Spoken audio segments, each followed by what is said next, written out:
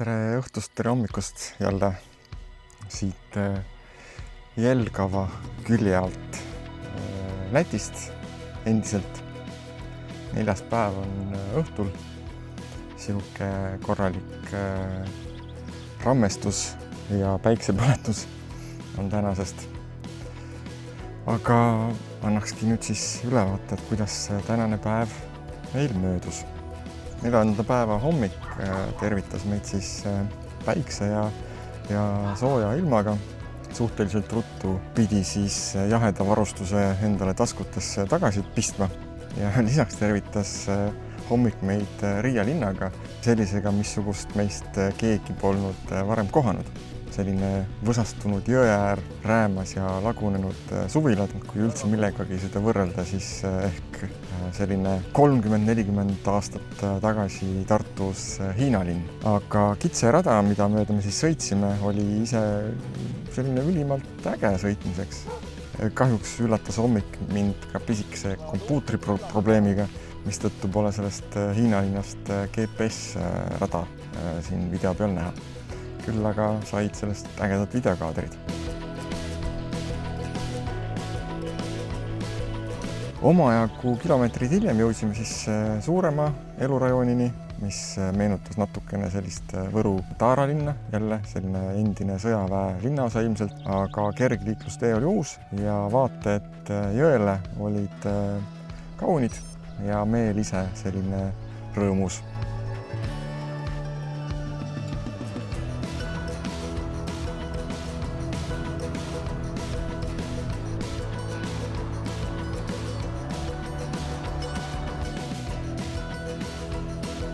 Riia linnast rattaga välja pääsemine, nii et ei peaks suuremate magistraalide peal või kõrval sõitma, oli omamoodi väljakutse. Selline mahajäetud rajoonides ja ehitusrajoonides ukerdamine või ehitusobjektidel ukerdamine.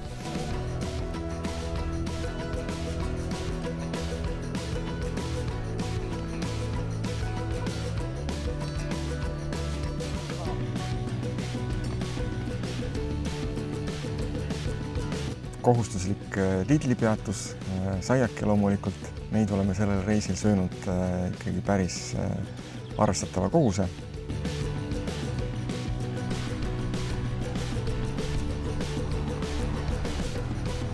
Aga ligi 20 kilomeetrit hiljem siis olimegi teispool Riiat ja linnast väljas. Algas siis tee läbi eeslinnade ja põldudele rajatud uuselamurajoonide Jelgava poole.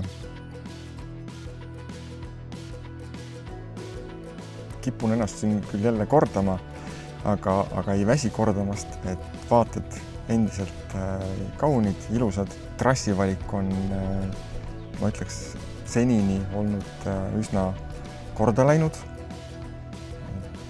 Mõned sellised veidi karmimad lõigud on olnud, aga muidu on üldiselt pilt tore. Kruus ise on ka kuidagi tundub siledam kui meil kodus.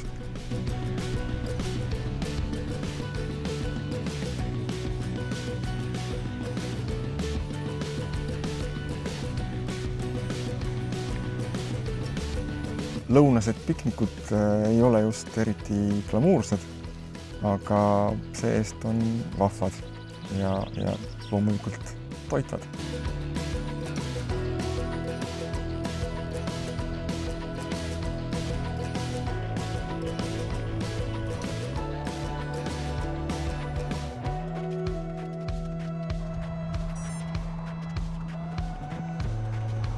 Selliseid jalakäijatele ja ratturitele mõeldud trassiületus viadukte või sildu oli päris mitmeid ja päris selline huvitav ja äge kogemus oli seda siis kasutada.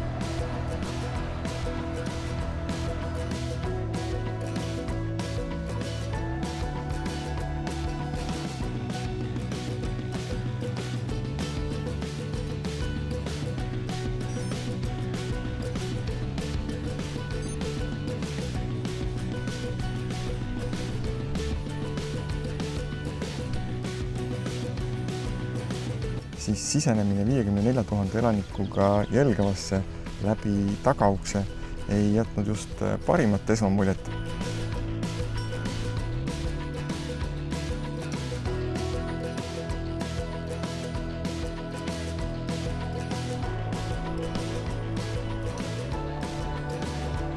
Aga seevastu linn ise oli äärmiselt puhas ja kena.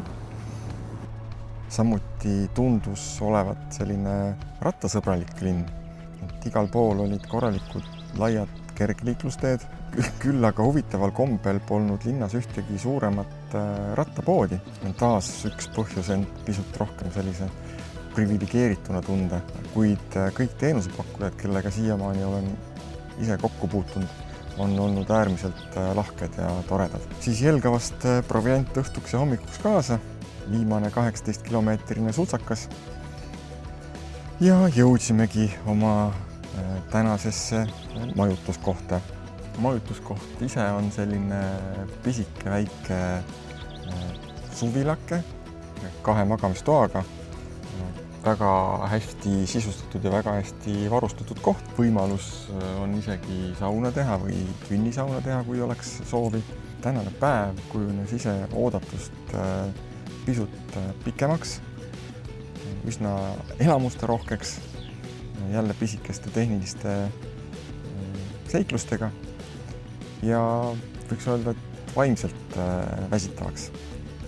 Homme on siis meil Tour de Pharmacy viimane etapp.